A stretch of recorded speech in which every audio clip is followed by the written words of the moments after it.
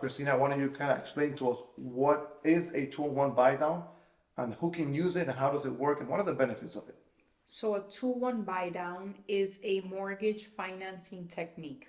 Okay. What we do is we use a seller contribution to buy down the rate temporary for the first 2 years. The point is to not maybe go from a $3,000 rent to a $4,000 mortgage.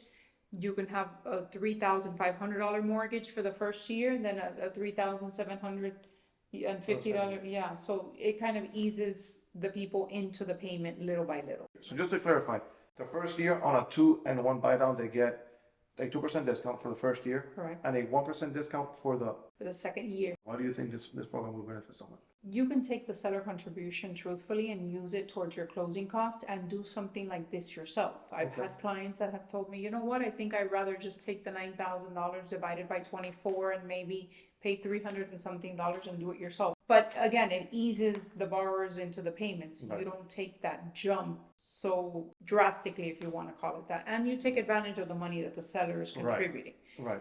The other important point to it is if you refinance that loan before the 24 months, so there's still money left over from the buy down, it pays down the principal. So you don't lose the money. Cool. That's a The good money point. is not lost.